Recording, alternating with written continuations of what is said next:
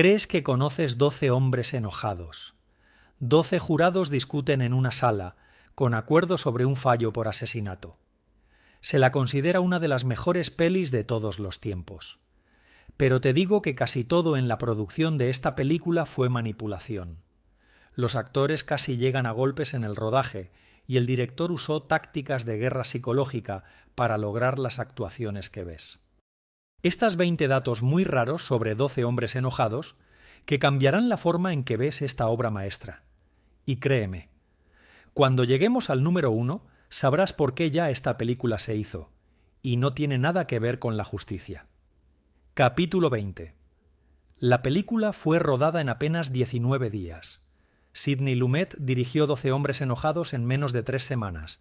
No fue por planificación, sino porque United Artists le dio casi nada de dinero y plazo imposible. Todo el presupuesto fue de $340.000, incluso para los estándares de 1957.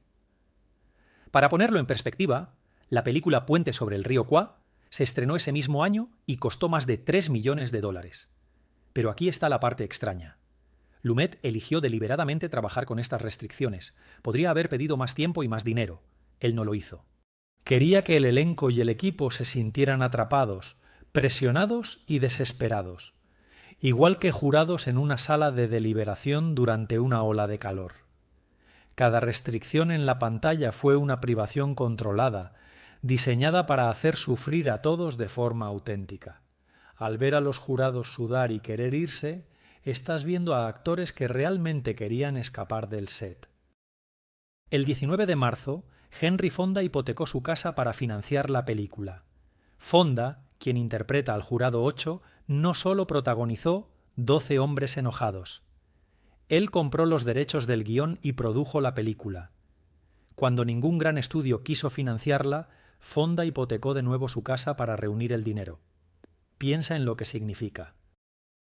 Fonda ya era una estrella en 1957. No tenía por qué arriesgarse. Estaba convencido de que la historia debía contarse y apostó la casa de su familia. Su esposa furiosa. Su agente dijo que destruía su carrera. Porque nadie habla de esto. La película fue un fracaso en taquilla. Fracaso de la oficina. 12. Hombres enfadados perdieron dinero. Fonda perdió su inversión. La película solo llegó a ser reconocida como una obra maestra años después, cuando la televisión y las escuelas de cine la descubrieron. Años después, la televisión y las escuelas de cine lo descubrieron. Al ver la defensa de Fonda de la justicia, ves a un hombre que arriesgó todo para transmitir ese mensaje. La desesperación que ves en su actuación. Parte de eso era real, menor de 18 años. Ninguno de los jurados tiene nombres hasta el final. Mira la película entera. Los jurados solo se identifican por números. Jurado número 1. Jurado número 2 hasta el 12. Solo en los momentos finales, cuando los jurados número 8 y número 9 salgan del juzgado. ¿Aprendemos 2 nombres, Davis y Art? Eso es todo. 10 de los 12 jurados siguieron siendo completamente anónimos. Esto no fue un accidente ni un descuido.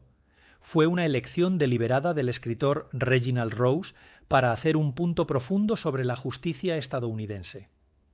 En un juicio por jurados, 12 ciudadanos al azar sostienen la vida de alguien en sus manos. Sus identidades personales no deberían importar. Sus prejuicios, antecedentes y sesgos no deberían importar. Solo la evidencia debería importar. Pero la película muestra que todo lo que aprendemos sobre estos hombres sin nombre importa de verdad. Afecta cómo ven la evidencia, cómo definen la duda razonable y cómo votan. Lo curioso es que al ocultar nombres y revelar información personal muy profunda, Rose demostró que el sistema de jurados es defectuoso. Decimos que los jurados deben ser imparciales y justos. La película prueba que es imposible. Cada hombre trae a esa sala toda su historia de vida, con recuerdos que pesan mucho en su veredicto más que la evidencia.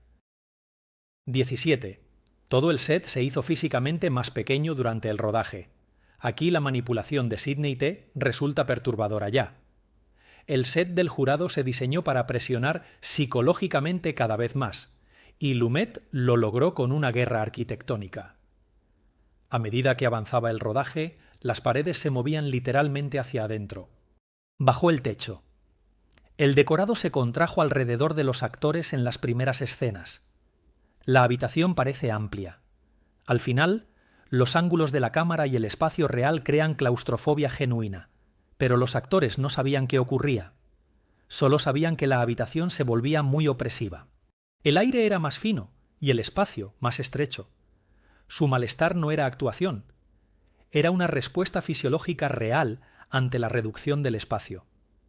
Lume cambió las lentes durante el rodaje.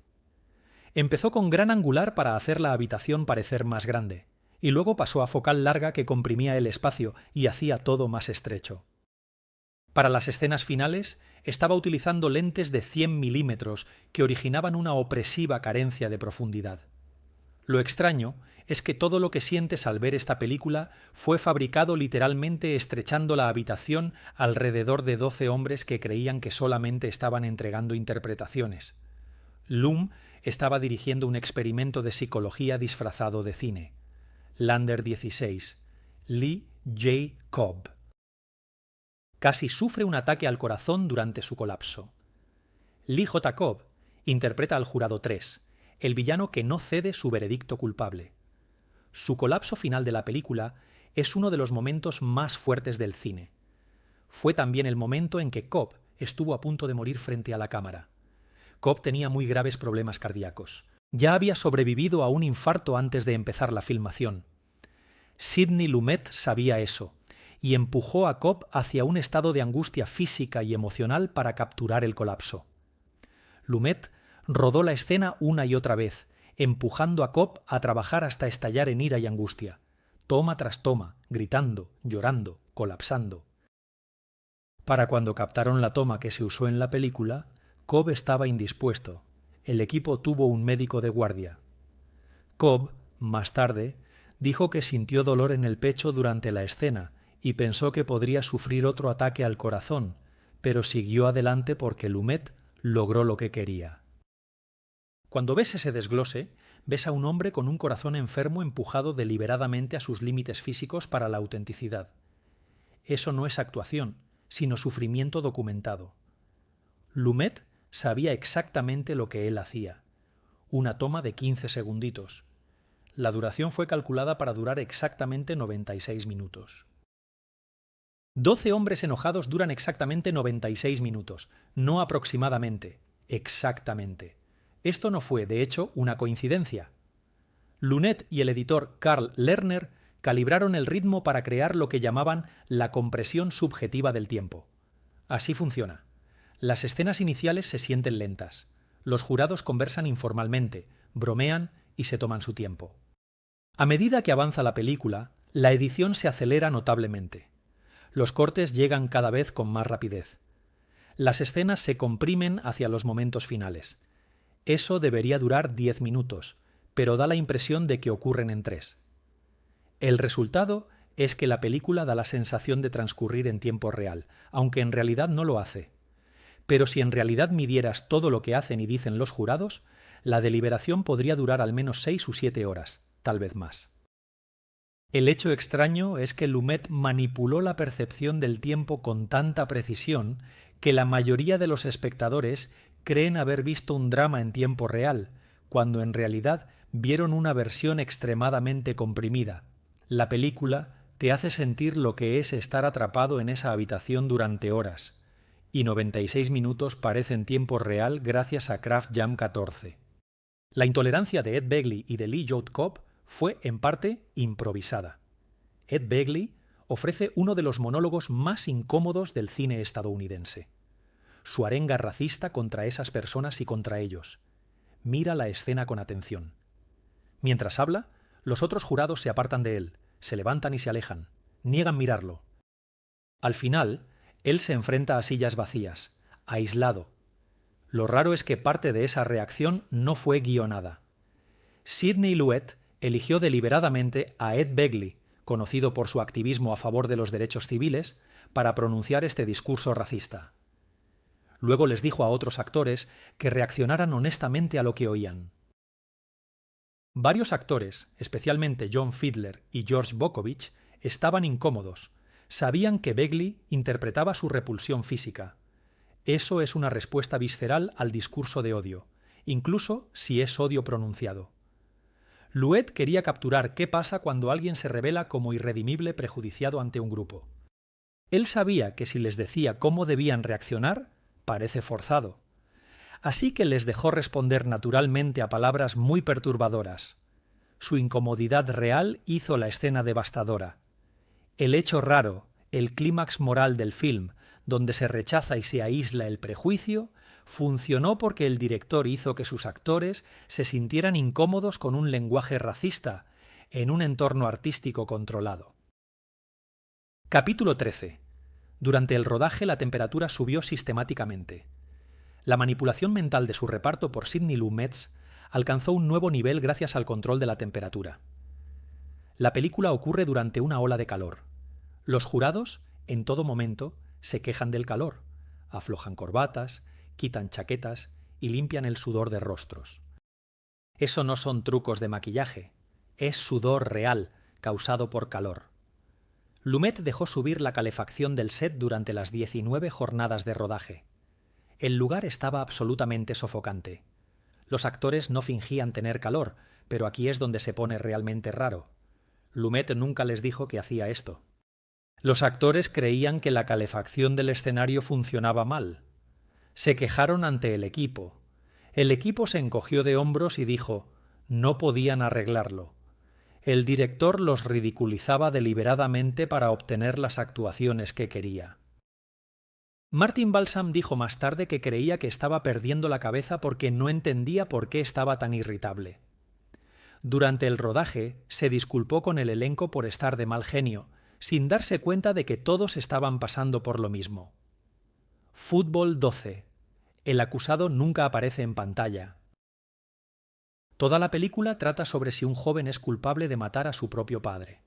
El jurado examina las pruebas, reconstruye el crimen, debate a los testigos, pero nunca se ve al acusado, ni una sola vez, ni en los flashbacks, ni en la sala de tribunales. Es extraño porque la tradición de Hollywood exigiría mostrar el crimen, mostrar al acusado y provocar simpatía o repulsión. 12 hombres enojados se niegan deliberadamente. Única descripción: tiene 18 años y viene de un barrio marginal. Eso es todo. ¿Por qué? Porque Reginald Rose quiso que el público haga lo que debe hacer un jurado. Decidan por las pruebas y el testimonio, no por la reacción ante la apariencia o la conducta del acusado.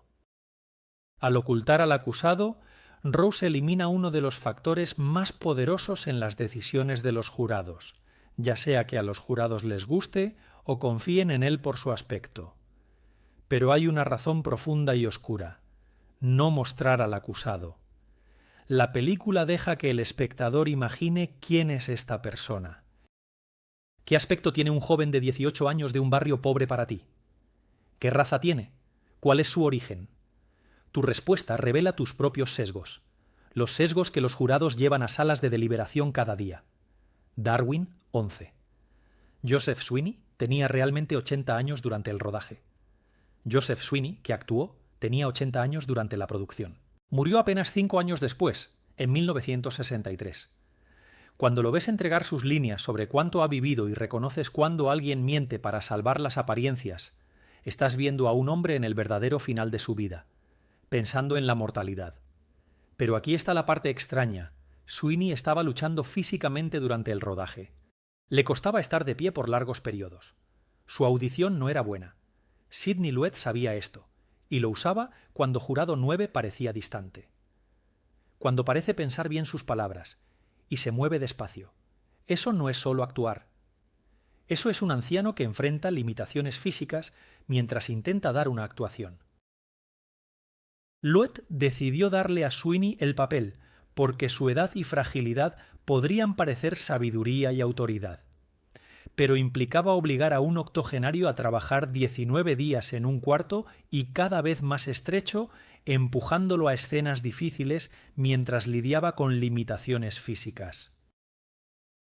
El dato raro es que el personaje que encarna experiencia, juicio y ética está interpretado por un hombre que, en realidad, estaba experimentando muchas vulnerabilidades que describe cuando habla de ser desestimado por ser mayor. No es teórico. Capesión 10. Prueba de navaja automática podría haber matado a alguien. Uno de los momentos llega ya cuando el jurado 8 saca una navaja idéntica al arma, demostrando bien que la cuchilla no es tan única como decía la acusación. Henry Fonda la clava en la mesa a pocos centímetros de la mano de otro jurado. Es un momento violento que cambia por completo el rumbo de la deliberación. Lo que resulta extraño es esto. Eso no era un cuchillo de utilería. Era una verdadera navaja automática, y Fonda estaba realmente clavándola en una mesa de madera real, y realmente lo hizo a apenas unos centímetros de la mano del actor Lee Joba Cobb. Fonda practicó el movimiento una y otra vez, pero durante las tomas reales, si su puntería se hubiera desviado por apenas un par de centímetros, le habría apuñalado la mano del actor Lee Joba Cobb. Sidney Lumet insistió en usar un cuchillo real, porque los cuchillos de utilería no se clavaban en la madera con convicción. Quería que el impacto, la violencia y el peligro fueran reales. Por ello hizo que su actor principal apuñalara repetidamente un arma real sobre una mesa, junto a la mano de otro actor, tomando toma tras toma para lograr un asombro auténtico. Lo extraño es que uno de los momentos más memorables de la película se creó al arriesgar violencia de verdad en cada una de las tomas. El comentario meta se escribe solo. El número 9. George Boscovich fue un refugiado que casi muere, huyendo de los nazis. George Scove interpreta al jurado número 11, el relojero inmigrante que ofrece la defensa más apasionada de la democracia estadounidense. Es él quien dice que hay responsabilidad. Esto es notable en la democracia. Recibimos un aviso por correo para venir y decidir sobre la culpa o la inocencia de un hombre que no conocíamos antes. Esto no fue solo una actuación. Bockovich fue refugiado checo que huyó de ocupación nazi de Checoslovaquia en 1939. Fue un actor y dramaturgo famoso en Praga que se burlaba de Hitler en sus obras satíricas cuando invadieron los nazis. Bockovich estaba en su lista de arrestos. Huyó a Estados Unidos días antes de que lo enviaran a un campo de concentración. Cuando lo ves dar ese discurso sobre el privilegio de participar en la democracia estadounidense, ves a un hombre que casi muere porque vivía en un país donde la democracia fracasaba. Sidney Lumet sabía la historia de Bockovich y lo eligió para este rol. El personaje migrante que enseña a los estadounidenses nacidos a valorar su sistema fue interpretado por un inmigrante real que vio colapsar la democracia en su patria. Curioso, ya. La afirmación poderosa sobre los ideales estadounidenses proviene de un actor escogido porque estuvo a punto de morir ante un régimen fascista. Sus palabras pesan porque están empapadas en un trauma histórico real. Ver 8. La película fue vetada en varios estados por contenido político. Esta es la parte que no enseñan en cine. 12 hombres enojados no fue solo un fracaso de taquilla, fue prohibido o restringido en varios estados al estrenarse. ¿Por qué? Porque en 1957, en Estados Unidos, sugerir que el sistema de justicia podría estar defectuoso, que la policía podría mentir y que los pobres de los barrios marginales podrían ser inocentes, fue un contenido político realmente controvertido. Varios estados del sur se negaron a exhibir la película en ciertos condados. Algunas cadenas de cines se negaron a reservarla, alegando que era antiestadounidense porque cuestionaba la integridad de las fuerzas del orden. La película fue especialmente controvertida por el arrebato racista del jurado Yammer Ten. También provocó controversia entre la izquierda. Críticos progresistas la acusaron de propaganda ingenua que decía que el sistema funciona, cuando en verdad condena a los pobres todo el tiempo, siempre, sin importar pruebas. Argumentaron que Rose y Lumet vendían una fanta cuando jurados reales condenaban a personas inocentes basándose en el mismo tipo de sesgos que se muestran en la cinta. Lo raro es que 12 hombres sin piedad fue demasiado radical para los conservadores y demasiado idealistas para los progresistas. Indignó a la gente del espectro político al sugerir que el sistema tiene fallas graves y que esas fallas pueden superarse con valor moral personal. Había 7, en total. Jack Klugman y Jack Warden casi llegaron a las manos. Jack Klugman y Jack Warden tenían una auténtica animosidad personal durante el rodaje. La tensión entre sus personajes era muy real. Según varios miembros del reparto, Klugman y Warden tenían un conflicto realmente serio. Durante la segunda semana de rodaje, Warden hizo comentarios despectivos sobre el método de actuación. Klugman lo tomó a pecho. La discusión se intensificó y casi acabaron a las manos antes de que el elenco los separara. Sidney Lumet supo de la pelea y su respuesta fue escalofriante. Les dijo a ambos actores y programó su escena más confrontativa para el día siguiente. Usó su conflicto para alimentar la tensión entre ambos personajes. Al ver a Klugman enfrentarse al alcaide por sus prejuicios, viste a dos hombres que ya se caían mal de verdad. Lo curioso es que Lum deliberadamente provocó conflictos entre los actores y utilizó sus discusiones reales para generar una tensión cruda y auténtica en pantalla. No dirigía ninguna película. Él llevó a cabo un experimento social con 12 hombres atrapados en una sala para ver qué pasaba al subir la temperatura.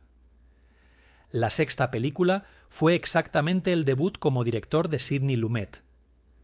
Lumet ya se convirtió en uno de los directores más respetados de Hollywood durante décadas.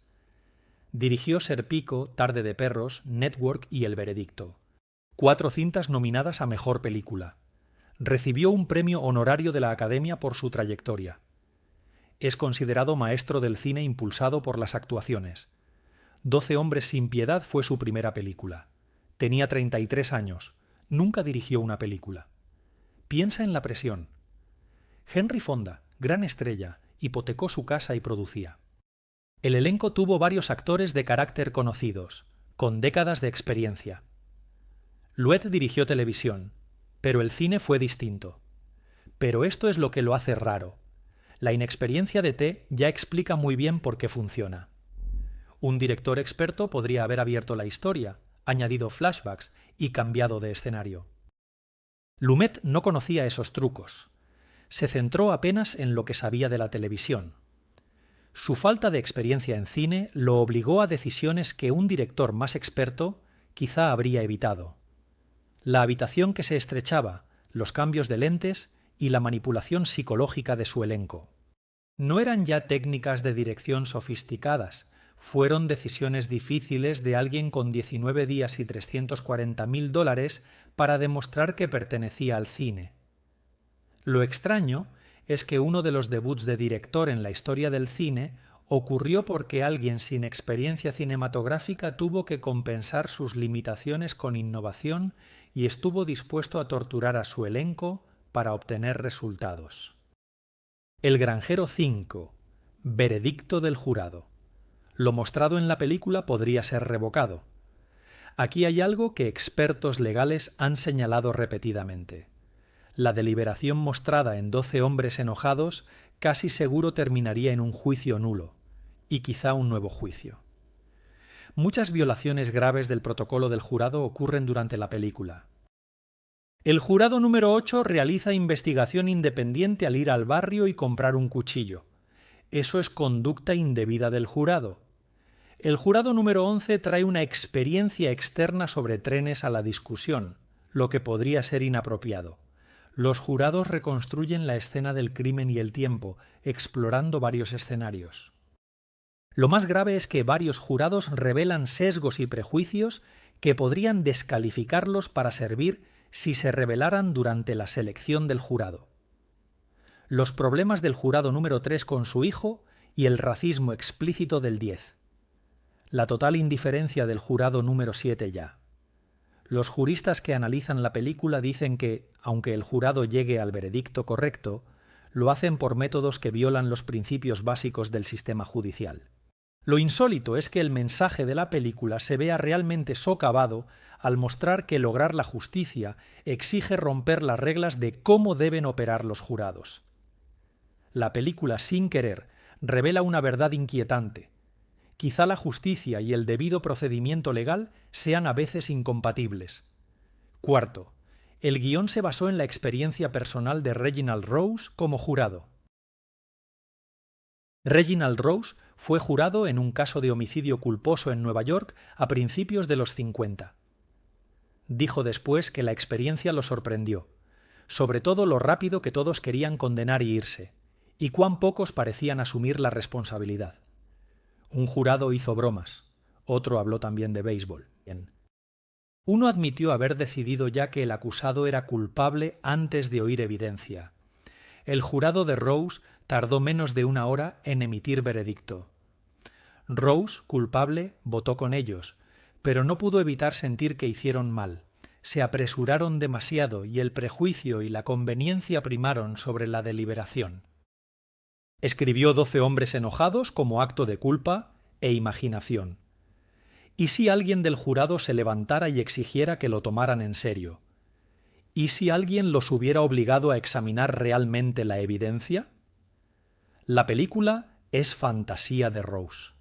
Lo que quiso hacer, su intento de salir de culpa por no haber sido jurado 8 cuando tuvo la ocasión. Pero aquí está el hecho más oscuro y extraño. Rose nunca supo si su jurado condenó a un inocente. Nunca dio seguimiento al caso.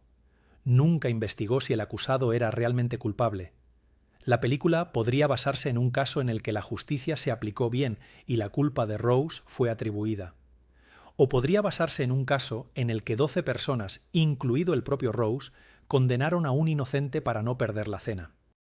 Nunca llegaremos a saberlo. Rose llevó esa verdad a su tumba para siempre. El render 3, la temperatura y la hora del ambiente de la película. Resultan matemáticamente imposibles. Varios personajes dijeron: «Es el día más caluroso y la temperatura es de 93 grados». La película es claramente de verano, pero aquí está lo raro. Si rastreas el ángulo del sol y las sombras visibles por las ventanas, la acción de la película tiene lugar durante casi 5 a 6 horas, empezando alrededor del mediodía. En Nueva York en verano, a 93 grados, el edificio del tribunal recibiría luz solar directa a través de esas ventanas hasta las 7 u 8 de la tarde, pero al final de la película la iluminación indica claramente que es noche. Y sin embargo, el sol parece haberse puesto mucho antes de lo físicamente posible para esa latitud en verano. Expertos técnicos que analizaron la película. Cabe señalar que la progresión de la iluminación sugiere que la acción ocurre durante 3 o 4 horas como máximo, pero la cantidad de discusión y debate tomaría 8 a 10 horas también como mínimo. Louet comprimió y manipuló el tiempo y la luz para crear una progresión emocional que no coincide con la realidad física. La sala se oscurece mientras el jurado avanza hacia la absolución, aunque el sol no debe ponerse todavía. La manipulación de la luz tiene un fin simbólico, y es imposible.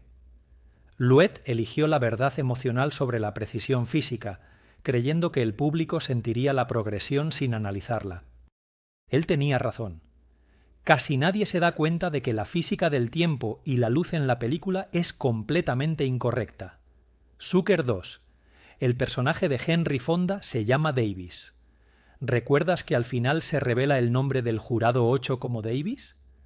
La mayoría cree que es solo un apellido, pero Reginald Rose eligió ese nombre deliberadamente y la referencia es controvertida. En el teleguión original de 1954, el jurado Ned Reid no fue nombrado. Ningún personaje fue nombrado. Cuando Rose lo adaptó para cine, añadió Davis y McArdle. Davis se revela primero y va al héroe. Mientras McArdle va al anciano jurado sabio, algunos estudiosos del cine sugieren que Davis podría aludir a Eugene V. Debs, líder obrero socialista, quien postuló a la presidencia 5 veces y fue encarcelado por oponerse a la Primera Guerra Mundial. La simpatía del personaje por los pobres, su voluntad de enfrentar a la mayoría, su defensa de los marginados, todo encaja con la política de Depp. Pero hay una teoría más polémica. El nombre podría ser una referencia anticipada a la gente que lucharía contra el sistema por la justicia. Angela Davis, famosa activista y filósofa, tenía 13 años cuando se estrenó esta película. Pero Rose hablaba de la clase de persona que sería Davis, alguien cuyo nombre significa oponerse a la autoridad injusta. Lo raro es que fuera intencional o fortuito, Rose dio a su héroe un nombre que quedaría asociado de forma permanente a retos radicales contra el sistema judicial estadounidense. El nombre Davis se convirtió en gobernador de la profecía política. Probablemente el acusado sea realmente culpable. Este es el extraño hecho, un hecho tan notable que rompe todo lo que creíamos. Basado en la evidencia presentada en la película. El acusado probablemente asesinó a su padre. Permítanme explicar. El jurado número 8 no prueba la inocencia, pero el caso de la Fiscalía no era que la navaja fuera única. Se trataba de que el acusado tenía un cuchillo igual que desapareció tras el asesinato. Encontrar otro no cambia eso. Cuestiona el testimonio del anciano sobre oírlo decir «te voy a matar» y la secuencia de llegar a la puerta. Pero muchos testigos situaron al acusado en la escena. Una mujer lo identificó, claramente. El anciano oyó discutir. No desaparecen por preguntas sobre el tiempo. Lo más importante es que el propio jurado número 8 admite que no sabe si el chico es inocente. Él dice, no lo sé, una y otra vez. No está defendiendo la inocencia. Él sostiene que la pena de muerte exige certeza. No lo tienen, pero aquí es donde se pone muy extraño. Reginald Rose luego confesó en entrevistas que a propósito dejó ambigua la culpabilidad real del acusado. La película no trata de si esta persona es inocente. Se trata de si un jurado puede estar realmente seguro alguna vez al imponer la pena de muerte. El hecho raro que destruye toda la premisa de la película. El jurado número 8 podría haber logrado convencer a 11 hombres de absolver a un asesino culpable. La película lo celebra como triunfo del razonamiento. Quizá muestre la cara opuesta de la duda. Cuando los jurados son demasiado cautelosos, Rose no estaba escribiendo una historia de un inocente salvado por la justicia. Él estaba escribiendo sobre la imposibilidad fundamental de la justicia perfecta. A veces la duda razonable protege a los inocentes. A veces libera la culpa. El sistema de jurados es una apuesta, en cualquier caso, y nos contamos historias para vivir con esa realidad. El hecho de 12 hombres enojados es que podría celebrar un fallo nulo por pensar de más, donde 12 hombres se convencen de liberar a un asesino por no afrontar el peso moral de su responsabilidad. 12 hombres enojados es una obra maestra de la manipulación, sufrimiento controlado y ambigüedad moral disfrazada de claridad. Sidney Lumet torturó psicológicamente a su reparto para capturar un comportamiento humano auténtico, bajo presión. Reginald Rose escribió su culpa en una historia que pretende ser sobre la justicia, pero en realidad trata de saber si es posible conocer la justicia.